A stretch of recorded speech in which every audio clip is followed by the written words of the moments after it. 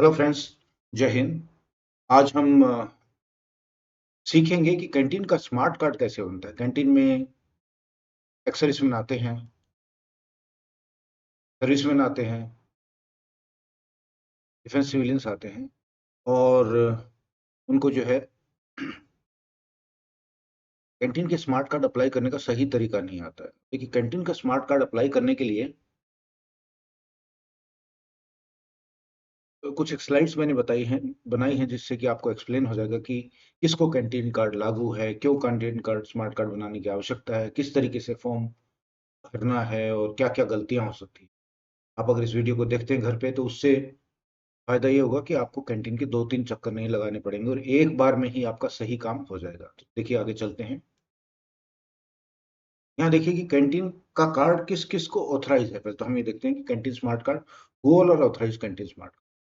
Canteen का जो सामान लेने का या लिकर लेने का स्मार्ट कार्ड है, वो सभी जितने भी सैनिक हैं, आर्म फोर्सेस के पर्सनल जितने भी हैं, जिन्होंने भी इस देश को अपनी सेवाएं दी हैं और जो भी पेंशन रिसीव कर रहे हैं, जो भी पेंशन प्राप्त कर रहे हैं, डिफेंस एस्टीमेट से उन सबको लागू। अब फिर आप ये पूछ सकते हैं कि भाई उनका क्या होगा जिनको पेंशन लागू नहीं है। तो किसी भी सैनिक ने जिसने 5 साल से अधिक सेना को अपनी सेवाएं दी हैं, आर्मी नेवी एयरफोर्स या कुछ अन्य जिनको हम नीचे डिस्कस करेंगे, और ऑनरेबली डिस्चार्ज है। ऑनरेबली डिस्चार्ज का मतलब किसी डिसिप्लिन ग्राउंड पर वापस नहीं आए हैं, कोर्ट मार्शल होकर वापस नहीं आए हैं, उन सबको कैंटीन स्मार्ट कार्ड लागू, यानी कि पेंशन मिलने वालों को और 5 साल से अधिक सर्विस करने वालों को, चाहे पेंशन मिले या नहीं मिले। इसके अलावा आप देखिए, असम राइफल्स के लोगों को लागू है, कोस्ट गार्ड वालों को लागू है, garrison reserve engineer force grief वालों को लागू है, स्पेशल फ्रंटियर फोर्स वालों को लागू है। और इसके अलावा एक चीज और आप नोट कर लीजिए, बीआरओ में जो जिन्होंने काम किया उनको भी लागू है। इसके अलावा आर्मी पोस्टल सर्विस में जितने भी नुमाइंदों ने सेवाएं दी है और उन्होंने कम से कम 5 साल, देखिए 5 साल वाली एक कैविएट है या घुंडी है जिसको हम कह सकते हैं। और टीए के लोग जिन्होंने 5 साल की सेवाएं दी है, ये 5 इयर्स होना आवश्यक है। किसके लिए? एपीएस के लिए और टीए के लिए। ज्यादातर के लिए 5 साल होना आवश्यक है, except for EC commission officer, जिसको हम आगे डिस्कस करेंगे। तो अभी तक हमने डिस्कस किया जिसको भी पेंशन मिल रही हो, जो भी 5 साल से अधिक सेवाएं जिन्होंने की हो, चाहे वो आर्मी में हो, असम राइफल्स में हो, कोस्ट गार्ड में हो, ग्रेफ में हो, एसएफ स्पेशल फ्रंटियर फोर्स में हो, बीआरओ में हो, एपीएस में हो, चाहे टीए में हो, 5 साल से अधिक सेवाएं अगर दी है तो उनको कैंटीन कार्ड लागू है। इसके अलावा जो इमरजेंसी कमीशन ऑफिसर्स हैं, 1962 की लड़ाई में इमरजेंसी कमीशन लिया गया था। ज्यादातर अधिकारियों ने 5 साल से कम सेवाएं की और अन्य डिपार्टमेंट्स में चले गए। उनको और उनकी विडोज को, उनकी विधवाओं को भी कैंटीन स्मार्ट कार्ड लागू है, लेकिन उसमें एक कैविएट है, घुंडी है। उसमें क्या कैविएट है कि क्वार्टर मास्टर जनरल ब्रांच से परमिशन लेने के बाद ही उनको लागू है, अन्यथा लागू नहीं है। तो एक एप्लीकेशन जाएगा, यूएमजी ब्रांच परमिशन देता है, उसके बाद उनको लागू होता है। सैनिकों की विधवाओं को, उनके नेक्स्ट ऑफ किन्स को, जिनको भी डिफेंस एस्टीमेट से पेंशन मिली, यानी पेंशन मिलने वाले को तो लागू है ही है। इसके अलावा अगर किसी ने 5 साल से अधिक अपनी सेवाएं दी है और ऑनरेबली डिस्चार्ज है, इज्जत से वापस आए हैं, तो उनको सबको कैंटीन स्मार्ट कार्ड लागू है। इसके अलावा देखिए, marital Discord cases. Marital Discord से मतलब है कि आप खुदा न खास्ता पति पत्नी के बीच विवाद चल रहा हो कोर्ट के अंदर, उस केस में भी 50% पति को और 50% पत्नी को कैंटीन कार्ड लागू है। अब इन सब कैटेगरीज में जो मैंने इस ब्रैकेट में डाली, इन सब कैटेगरीज में दोनों ग्रोसरी और लिकर दोनों लागू है। ये तो था फौजियों के लिए। अब आप आगे चलिए, डिफेंस सिविलियंस। डिफेंस सिविलियंस उनको कहते हैं जो सिविल के लोग डिफेंस में काम करते हैं, जैसे एमईएस में काम करते हैं। अगर उनको डिफेंस एस्टीमेट से पेंशन मिल रही है तो उनको सिर्फ ग्रोसरी कार्ड लागू है, नौकरी के दौरान भी और नौकरी के बाद भी। आर्म फोर्सेस ट्राइब्यूनल, जो सेना का कोर्ट होता है, उसके जजेस को और वहां के स्टाफ को भी ग्रोसरी कार्ड ही लागू है। सिविल जीटी के ड्राइवर्स, सिर्फ उन्हीं को जिनको डिफेंस एस्टीमेट से पेंशन मिल रही है, उनको सिर्फ ग्रोसरी कार्ड लागू है। अब एनसीसी एक ग्रे एरिया है। एनसीसी में देखिए, पहले होते थे होल टाइम ऑफिसर्स, जब हम लोग रिटायर हुए थे उस वक्त खाकी वर्दी वाले मेल ऑफिसर्स होते थे, उनको डब्ल्यूटीओस बोलते थे। आजकल फीमेल ऑफिसर्स, वीमेन ऑफिसर्स होने लग गई एनसीसी में, जिनको डब्ल्यूटीएल होल टाइम लेडी ऑफिसर्स बोलते हैं। वो गर्ल कैडेट इंस्ट्रक्टर्स होती हैं एनसीसी में, जो कि एनसीसी लेवल पे होती हैं। तो डब्ल्यूटीओस को, होल टाइम लेडी ऑफिसर्स को, गर्ल कैडेट इंस्ट्रक्टर्स को, इन सबको ग्रोसरी कार्ड ऑथराइज है। कब तक? जब तक ये सर्विस में है। सर्विस के बाद इनको कुछ भी ऑथराइज नहीं है। इसी के साथ एक चीज और ध्यान दें, एनसीसी में एक और ऑफिसर्स होते हैं जिनको एएनओ कहते हैं, एसोसिएट एनसीसी ऑफिसर्स। ये परमानेंट एनसीसी कार्ड नहीं होता है। स्कूल के या कॉलेज के लेक्चरर वगैरह होते हैं, उनको एएनओ बनाया जाता है 3 महीने की काम टीम ट्रेनिंग के बाद। और इन एएनओ को भी जब तक ये सर्विस में है, यानी जब तक ये खाकी वर्दी पहन करके एनसीसी के बच्चों को ट्रेनिंग देते हैं, तब तक लागू है। हर साल इनका सीईओ जो है कार्ड को रिव्यू करता है, देखता है कि, और इनका कार्ड सिर्फ 5 साल के लिए बनता है। और जैसे ही ये एनसीसी की सेवाओं से हट जाते हैं, इनको कार्ड लागू नहीं है।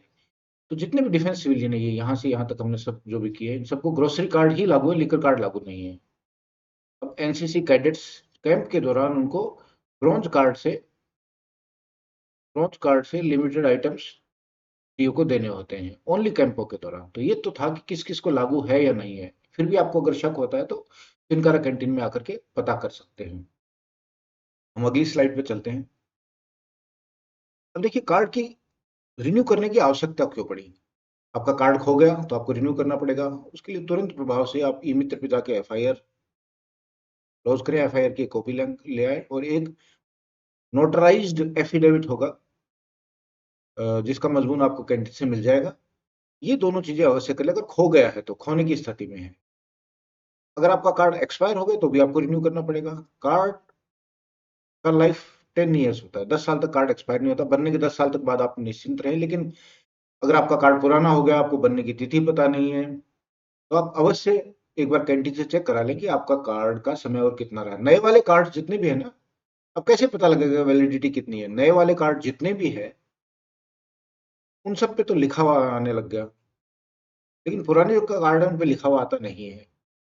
तो आप जैसे बिल कटवाते हैं, बिल के अंदर अगर आपका कार्ड एक्सपायर होने वाला है 3 महीने में, तो बिल के अंदर ये लिखा हुआ आ जाता है कि अगले 3 महीने दिनांक इतने इतने को आपका कार्ड एक्सपायर होना है। उस पर अवश्य ध्यान दें। बिल का जो आखिरी हिस्सा है, जहाँ ये लिखा होता है कि goods once taken will not be return, उसी के आसपास लिखा होता है कि आपकी कार्ड की एक्सपायरी डेट लिखी होती है।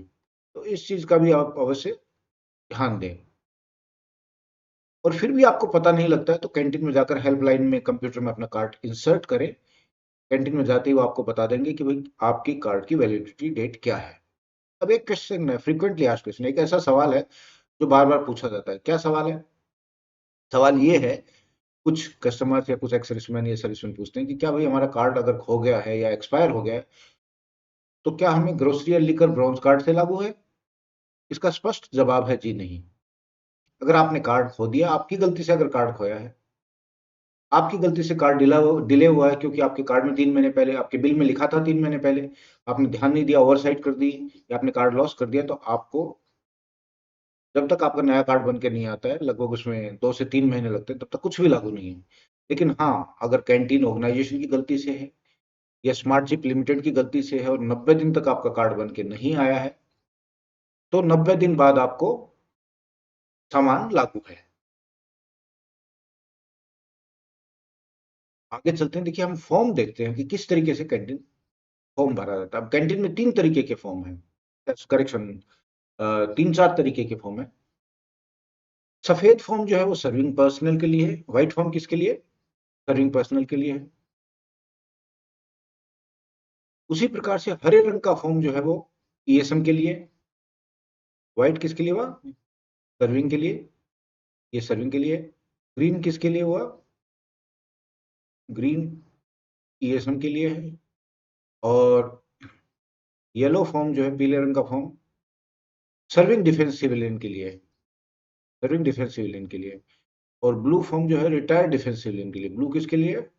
रिटायर्ड डिफेंस सिविलियन के लिए। तो ये तो तरीका था कि किस तरीके से फॉर्म होता है। तो आपको जो सर्विंग है तो व्हाइट होगा, और अगर आप रिटायर्ड है तो ग्रीन कलर का फॉर्म होगा। अब यहाँ पर देखिए, यहाँ पर आपको अपनी सबसे पहले फोटो चिपकानी है। फोटो बिना हेड गियर होगी, अगर आप शर्ट एंड टाई में हैं, ऑफिसर है तो शर्ट एंड टाई में होगा, और अदरवाइज आपकी मर्जी है, सिविल ड्रेस कोई भी डिसेंट ड्रेस आप पहन सकते हैं, लेकिन सिर पर टोपी या कैप नहीं होगी, उससे चेहरा छुप जाता है, इसलिए आइडेंटिटी को ध्यान में रखते हुए हेड कैप परमिटेड नहीं है। यहाँ पर आप और आपकी स्पाउस की ज्वाइंट फोटो लगेगी, आप और आपके पति या पत्नी की ज्वाइंट फोटो लगेगी। और ये एक इंपॉर्टेंट जगह है, यहाँ ध्यान दीजिए, यहाँ पर आपका हस्ताक्षर होना, आपका सिग्नेचर होना बड़ा आवश्यक है, क्योंकि signature smart chip limited Noida में जाकर के स्कैन होता है और आपका ही सिग्नेचर आपके कार्ड पे आएगा, क्योंकि कई बार सिग्नेचर भी मिला दिया जाता है कैंटीन में। तो आपका सिग्नेचर होना चाहिए, किसी और से सिग्नेचर नहीं कराए और यहाँ साइन करें। ये नंबर जो है ये आपको ध्यान रखना है, क्योंकि ये आपका जब कार्ड आएगा उस टाइम इस नंबर के माध्यम से आप अच्छी तरीके से कार्ड को ढूंढ सकते हैं। अब देखिए, अगर आप पहली बार अप्लाई कर रहे हैं तो यहाँ टिक करिए, और अगर आप दोबारा से अप्लाई कर रहे हैं, खो गया है या एक्सपायर हो गया, तो यहाँ पर टिक करिए, दोनों को टिक नहीं कर दीजिए। यहाँ पर आपने अपना यूआरसी, यूनिट रन कैंटीन का नंबर लिखना है, जैसे चिनकार के संदर्भ में लिखा हुआ है 2763, यहाँ लिखा हुआ है चिनकारा कैंटीन के संदर्भ में, आपकी जो भी कैंटीन उसका नंबर यहाँ लिख दीजिए। कैंटीन का नाम यहाँ कैपिटल और ब्लैक लेटर्स में, ब्लैक पेन में कैपिटल लेटर्स में लिखा है, चिनकारा कैंटीन स्पेस जयपुर। इस तरीके से अपना चिनकारा कैंटीन जयपुर, जो भी कैंटीन है वो लिखेंगे आप। आपकी सर्विस अगर आर्मी है तो आर्मी टिक कर दीजिए, नेवी तो नेवी टिक कर दीजिए, एयरफोर्स है तो एयरफोर्स टिक कर दीजिए, या अन्य कुछ है तो आप इनमें से टिक कर दीजिए। जैसे यहाँ आपको असम राइफल्स है, सेंट्रल गवर्नमेंट है, स्पेशल फ्रंटियर फोर्सेस है, टीए है, ग्रेफ है, बीआरओ है, इनमें आप जरूरत अनुसार अपना कॉलम टिक कर दीजिए। एक से ज्यादा कॉलम टिक नहीं करते, वरना कंप्यूटर को कंफ्यूजन हो जाएगा। उसके बाद आपकी कैटेगरी क्या है, आप एक्स सर्विसमैन है तो एक्स सर्विस में टिक कर दीजिए, विडो है तो विडो टिक कर दीजिए, एनओ के है तो एनओ की टिक कर दीजिए, इमरजेंसी कमीशन है तो ये टिक कर दीजिए, वॉर वेटरन है तो ये टिक कर दीजिए, शॉर्ट सर्विस कमीशन है तो ये टिक कर दीजिए। ये यहाँ पर सर्विंग का इसलिए नहीं है क्योंकि ये जो कार्ड है, ये जो फोटो मैंने ली है, इसका ग्रीन कलर नहीं है, व्हाइट में है, लेकिन ये ईएसएम का कार्ड है। सर्विंग वाले में सर्विंग का भी एक कॉलम होगा। आपकी कैटेगरी ऑफिसर है तो यहाँ टिक करिए, जेसीओ है तो यहाँ टिक करिए, अदर रैंक्स है तो यहाँ टिक करिए। पे लेवल, इसमें आमतौर पर ईएसएम गलती करते हैं। क्या गलती करते हैं, अगर आप सिपाही से हवलदार तक की रैंक है तो आप ये वाला पे लेवल 1 से 5 तक का पे लेवल टिक करिए। अगर आप जेसीओ थे तो ये 6 to 9 वाला पे लेवल टिक करिए, और अगर आप ऑनरी ऑफिसर या ऑफिसर थे तो 10 से लेकर के 18 वाला पे लेवल बॉक्स में टिक करिए। आपको कार्ड कौन सा बनाना है, लीकर बनाना है तो ये टिक करिए, लीकर ग्रोसरी दोनों बनाना है तो दोनों टिक कर दीजिए। आपको एक डिपेंडेंट बनाना है तो एक डिपेंडेंट टिक करिए, दो डिपेंडेंट बनाना है तो दोनों डिपेंडेंट को टिक कर दीजिए। अब ध्यान ये रहे कि अगर आप री अप्लाई कर रहे हैं, दोबारा से अप्लाई कर रहे हैं, क्योंकि पहली बार अप्लाई कर रहे हैं तो आपके पास कोई नंबर नहीं है, अगर दोबारा अप्लाई कर रहे हैं तो आपके पास नंबर है। आप अपने लिकर या ग्रोसरी कार्ड का किसी एक का यहाँ नंबर लिख दीजिए, दोनों दोनों सही है। ये नहीं कि कई एक्सेसमेंट क्या गलती करते हैं कि दोनों कार्ड का नंबर एक ऊपर लिख दिया एक नीचे लिख दिया, उससे फिर कंप्यूटर कंफ्यूज हो जाता है और कार्ड रिजेक्ट हो जाता है। रिटायरमेंट के टाइम आपकी सब्सटेंटिव रैंक क्या थी, अगर आप कर्नल हैं तो कर्नल लिखिए, आप मेजर है तो मेजर लिखिए, आप सिपाही से रिटायर हो तो सिपाही, जो भी आपकी सब्सटेंटिव रैंक थी। लांस हवलदार नहीं लिख दीजिए, वो सब्सटेंटिव रैंक नहीं है। लांस नायक नहीं लिख दीजिए, वो सब्सटेंटिव रैंक नहीं है। जो भी सब्सटेंटिव रैंक है वो आप यहाँ पर लिख दीजिएगा। आप अपना पर्सनल नंबर, जो भी आपका आईसी नंबर, जेसी नंबर या आर्मी नंबर है, वो इन कॉलम्स में आपने ब्लैक पेन से लिख देना है, और सब कुछ कैपिटल लेटर्स में भरा जाएगा। आगे चलिए, आपका पूरा नाम, जो भी आपके पीपीओ में है वो नाम पूरा यहाँ पर कैपिटल लेटर्स में लिख दीजिए। आपका नाम करनी सिंह है तो करनी के बाद स्पेस दीजिए, फिर सिंह लिखिए। कश्मीर सिंह है तो कश्मीर के बाद स्पेस दीजिए, फिर सिंह लिखिए। जैसे जो भी आपका नाम है सही तरीके से कैपिटल ब्लैक लेटर्स में लिख दीजिए। आपकी जन्म तिथि DDMM YYYY, इसका मतलब है दिनांक, डीडी जैसे किसी का 4 सितंबर 1964, किसी एक्स सर्विसमैन का, इस तरीके से ब्लैक पेन से लिख दीजिए। ठीक उसी तरीके से अपने पैन कार्ड को भी ब्लैक कैपिटल्स में यहाँ भर दीजिए। आपने जब सेनाओं को ज्वाइन किया, उसी को DDMMYY फॉर्मेट में भर दीजिए। आपका डेट ऑफ रिटायरमेंट भी DDMMYYYY, जैसे अभी का ईयर क्या है 2023, इस तरीके से वाई वाई वाई का ये मतलब है। आगे चलिए, आप अपना पीपीओ नंबर बहुत ध्यान से भरें और नए वाले स्पर्श का जो नंबर है वो यहाँ भरने की कोशिश करें, गलत नहीं भरते क्योंकि इससे पूरा सब मामला बिगड़ जाएगा। आप अपना मोबाइल नंबर सही तरीके से भरें। अब देखिए मोबाइल नंबर तो यहाँ भरना है और आपने अपना पर्सनल नंबर जो है वो यहाँ भरना था। कई एक्सेल में क्या गलती करते हैं, पर्सनल नंबर में मोबाइल नंबर भर देते हैं, फिर कार्ड रिजेक्ट हो जाता है। इस प्रकार की गलती नहीं करें। आप शादीशुदा है मैरिड टिक करें, सिंगल है सिंगल टिक करें, विडो या विडोवर है तो यहाँ टिक कर दीजिए। अब लास्ट में देखिए यहाँ से लेकर के ये एक आपको स्लिप नजर आ रही होगी, ये कैंटीन वाले आपको ये वाली स्लिप फाड़ करके आपको देंगे, इसमें पूरी डिटेल्स भरेंगे और यहाँ कैंटीन मैनेजर का स्टैंप के साथ सिग्नेचर होगा। आपसे 170 रुपये एक कार्ड के जो लिए जाते हैं, अगर 3 कार्ड है तो 510 हो गए, उसी से आप गुणा कर दीजिए, उतने रुपए का आपको यहाँ पर रिसीट देंगे। रसीद देंगे, इस रसीद को संभाल कर रखिए क्योंकि इसमें ये जो नंबर है इसी से आपका कार्ड आने के बाद ट्रेस हो पाएगा, इस नंबर के बिना आपका कार्ड ट्रेस नहीं हो पाएगा। इसको संभाल के रखें और इसकी फोटो भी ले लें। इसी फॉर्म के हम पीछे की तरफ चलते हैं।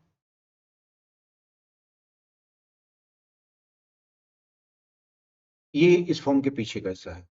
यहाँ आप देख रहे हैं यहाँ पर आपको अपना परमानेंट एड्रेस ब्लैक कैपिटल्स में लिखना है। यहाँ आपने अपना शहर, जैसे जयपुर है तो यहाँ जयपुर भर दीजिए।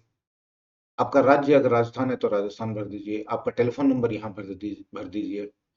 अब यहाँ से कहानी शुरू होती है डिपेंडेंट 1 और डिपेंडेंट 2 की। अगर आपने अपने बच्चे का या किसी फादर मदर का डिपेंडेंट का बनाना है तो यहाँ डिपेंडेंट का नाम लिखिए। आपकी स्पाउस है, पति पत्नी को स्पाउस कहते हैं, आपकी बेटी है, बेटा है, माँ है, पिताजी है, तो उस हिसाब से यहाँ पर पहला डिपेंडेंट उसको टिक कर दीजिए। चारों को मत टिक कर दीजिए, जो भी आपके लगते हैं उनको टिक कर दीजिए। यहाँ उनकी फोटो चिपकाइए और यहाँ उनका सिग्नेचर करवाइए। अगर बुजुर्गों को किसी को सिग्नेचर करना नहीं आता है तो यहाँ उनका अंगूठा लगवा दीजिए। दूसरा है, यहाँ पर नाम लिखिए दूसरे वाले डिपेंडेंट का। अगर डिपेंडेंट दूसरा वाला नहीं बनवाना चाहते तो उसको क्रॉस कर दीजिए। आपके क्या लगते हैं, आपके स्पाउस है, डॉटर है, सन है, मदर है, फादर है, उसी हिसाब से यहाँ टिक कर दीजिए। उनका फोटो यहाँ लगा दिए और उनका सिग्नेचर, आपका सिग्नेचर नहीं, उनका सिग्नेचर या थंब इम्प्रेशन यहाँ होगा डिपेंडेंट का। यहाँ DDMMYYYY फॉर्मेट में उनकी जन्म तिथि भर दीजिए। फिर देखिए यहाँ आपको एक सेल्फ डिक्लेरेशन देना पड़ता है। आप ये डिक्लेयर करते हैं कि भाई मेरे को कार्ड लागू है, मेरे पास पहले से कार्ड कोई है नहीं, मैं इस कार्ड का किसी प्रकार का अनऑथराइज यूज नहीं करूंगा। और एक तो आपने कार्ड के शुरुआत में साइन किया था सॉरी, कार्ड के ऊपर इनिशियली, और एक ये कार्ड के सॉरी फॉर्म के लास्ट में, फॉर्म के शुरुआत में, फॉर्म के लास्ट में दो प्राइमरी कार्ड होल्डर के, किसके, जो भी प्राइमरी कार्ड होल्डर है, आप हैं प्राइमरी कार्ड होल्डर जिन्होंने सेना को सेवाएं दी थी और अगर विडो है तो वो फिर बाद में प्राइमरी कार्ड होल्डर बन जाती है। तो ये प्राइमरी कार्ड होल्डर के सिग्नेचर यहाँ होंगे। और एक मैंने बताया था कहाँ, जो इस जगह देखिए, ये जगह शुरुआत में फॉर्म के और फिर फॉर्म के पीछे वाले हिस्से में, यहाँ पर ये दो सिग्नेचर बहुत इंपॉर्टेंट है और इनके बिना कार्ड आपका रिजेक्ट हो जाएगा। और लास्ट में जो है यहाँ पर कैंटीन मैनेजर अपना स्टैंप लगा करके साइन करके देता है कि कार्ड उसने चेक कर लिया और कार्ड ठीक है। लेकिन सिर्फ करेक्शन, कार्ड नहीं, फॉर्म उसने चेक कर लिया और फॉर्म ठीक है। लेकिन यहाँ पर आपकी जिम्मेदारी खत्म नहीं होती है, इसके साथ आपको चंद एक डॉक्यूमेंट्स लगाना जरूरी है। तो आपने फॉर्म भर दिया, डॉक्यूमेंट्स क्या क्या चाहिए वो बड़ा इंपॉर्टेंट, आप पहले से चाहे इसका स्क्रीनशॉट ले सकते हैं। ये देखिए, ये डॉक्यूमेंट्स आपने हाथ में अवश्य लगाने हैं। अपने आधार कार्ड की कॉपी, अपने पैन कार्ड की फोटो कॉपी, सेल्फ अटेस्टेड। ये देखिए आजकल आधार और पैन तो हर जगह चाहिए ही चाहिए। आपकी डिस्चार्ज बुक की कॉपी, फोटोकॉपी, और आपकी पीपीओ की फोटोकॉपी, ये चीजें इंपॉर्टेंट है। ये फौजियों को लागू है इसलिए ये चीजें इंपॉर्टेंट, फौजी विडोज वगैरह जिनको लागू है को इंपॉर्टेंट है। आपकी पासपोर्ट साइज या स्टैंप साइज दोनों चलेगी, लेकिन पासपोर्ट साइज अधिक उचित रहती है कि सिंगल, एक आपकी अपनी लिकर कार्ड के लिए और एक जॉइंट फोटो ग्रोसरी कार्ड के लिए, दो फोटोज की आवश्यकता होगी। और विडो के संदर्भ में सिर्फ सिंगल फोटो ही हो जाएगी ऑब्वियसली। अगर आप अपने माता पिता या बेटे बेटी या किसी डिपेंडेंट का कार्ड बनवाना चाहते हैं तो उनका आधार और उनकी फोटो भी आपको साथ देनी पड़ेगी। और last but not the least, आपको जो है 170 रुपये फीस पेमेंट करनी पड़ेगी, जिसमें 165 रुपये तो smart chip private limited Noida में चले जाते हैं, कैंटीन वाले भेजते हैं, और सिर्फ 5 रुपये इनकारा कैंटीन या जो भी कैंटीन वो रखती है अपने पास। अब विडो के केस में देखिए एक अन्य चीज, ऊपर वाली चीजें तो होंगी होंगी, ये सब चीजें तो करनी ही है, डेथ सर्टिफिकेट की आवश्यकता भी पड़ेगी, हस्बैंड का पुराना कार्ड जमा होगा, और फोटो, देखिए बड़े दुख की बात है लेकिन फोटो तो सिंगल ही होगी, विडो की अपनी एक सिंगल फोटो होगी, जॉइंट फोटो हो नहीं सकती। तो ये सब डॉक्यूमेंट्स आपको स्क्रीनशॉट ले सकते हैं, इनको अवश्य लाएं, अन्यथा 2-3 चक्कर लग जाएंगे बिना मतलब एक्स सर्विसमैन को परेशानी हो। आगे चलते हैं। कुछ एक चीजें आपको याद रखनी है। याद क्या रखना है, देखिए your service number should be correct, आपका नंबर सही हो, गलत सर्विस नंबर नहीं लिखते। आपकी ज्वाइनिंग डेट, आपने कब सेना को ज्वाइन किया, कब आप रिटायर हुए, वो date DD MM YY format में जो मैं हमने बताया था उसके अंदर आप भरें। आपका PPO वही हो जिसका नंबर लिखा हो, मतलब PPO नंबर पुराने वाले का लिख दिया, नया PPO का नंबर अलग हो गया, तो वो कंफ्यूजन नहीं क्रिएट करे। जो PPO आप साथ लगाएं वही नंबर हो, और PPO आपका लेटेस्ट वाला स्पर्श वाला हो। जैसा कि आपके आधार में एड्रेस दिया हुआ है, एड्रेस में परिवर्तन नहीं होना चाहिए। आधार में कुछ और एड्रेस है और आप कुछ और एड्रेस लिख रहे हो तो कार्ड कार्ड रिजेक्ट हो जाएगा। दो जगह मैंने बताया था, एक बड़ी इंपॉर्टेंट चीज है, आमतौर पर एक्सेस में क्या करते हैं कि सिग्नेचर भूल जाते हैं, या तो शुरुआत में फॉर्म की सिग्नेचर नहीं करते, या फॉर्म के लास्ट में से अपना प्राइमरी कार्ड होल्डर का सिग्नेचर नहीं करते। कई बार डिपेंडेंट का सिग्नेचर या थंब इम्प्रेशन भूल जाते हैं। पुराने कार्ड के नंबर लिखकर या ग्रोसरी सिर्फ एक का ही नंबर डालना होता है, उसको सही नंबर डालें, गलत नंबर नहीं डाल दें। डिजिट कोई गलत हो गया तो फिर कंप्यूटर चेक करता है SCPL में, और नोएडा में जाके कंप्यूटर रिजेक्ट कर देगा। आपको सफेद, हरी, नीली या पीली जो भी स्लिप मिली है उसको संभाल के रखें, क्योंकि उस स्लिप में एक नंबर होता है। उस जब आपका कार्ड आएगा तो रजिस्टर से उस सीरियल नंबर से ही सर्च किया जाएगा। अगर आपकी स्लिप हो जाएगी तो आपसे फिर कैंटीन वाले एक एफिडेविट मांगेंगे, वो एक जरूरी लीगल रिक्वायरमेंट है। तो फिर खाली चक्कर लग जाएगा, 50 रुपए लग जाएंगे, एक एफिडेविट और बनवा के लाना पड़ेगा। पुराने कार्ड को संभाल कर रखें, क्योंकि जैसे ही आपका नया कार्ड होगा पुराना कार्ड जमा होगा। और सबसे इंपॉर्टेंट चीज है कि अपनी रैंक, नाम और अपना पे लेवल सही भरें। देखिए रैंक और नाम आपकी इज्जत है, उनको गलत भरेंगे तो इसका मतलब आपने अपने आप पर कभी ध्यान नहीं दिया। और पे लेवल का अगर आपको कंफ्यूजन है तो कैंटीन में पूछ ले कि हवलदार तक 1 से 5 तक पे लेवल होता है, JCO का 6 से 9 है, और ऑफिसर्स का 10 से 18 है। और कोई किसी प्रकार का डाउट है तो कैंटीन से फोन करके पूछ सकते हैं, कैंटीन में आकर के पूछ सकते हैं। हम आगे चलते हैं। आगे और कुछ एक चीजें और हैं जिनको आपको याद रखना है, इनको मैंने थोड़ा इंग्लिश में लिख दिया पर बात वही है कि देखिए अपना, या तो आपके कार्ड में, नए वाले कार्ड में तो एक्सपायरी डेट लिखी, लेकिन पुराना कार्ड है तो एक्सपायरी डेट आपको पता नहीं है, तो अपना बिल को चेक करते रहे। बिल में ध्यान रखने वाली बात यह है कि, 1 मिनट सॉरी, बिल में आपको 3 महीने पहले ये लिखा हुआ आना शुरू हो जाएगा कि आपका, सॉरी थोड़ा डिस्टर्ब हो गया, 3 मंथ्स पहले आपके बिल में ये लिखा होना रहेगा आपका कार्ड एक्सपायर होने वाला है। तो आप तुरंत 3 महीने पहले या 4 महीने पहले भी अप्लाई कर सकते हैं, कार्ड को अप्लाई कर दें, आपका पुराना कार्ड चलता रहेगा, नया कार्ड 3 महीने में बन के आ जाएगा।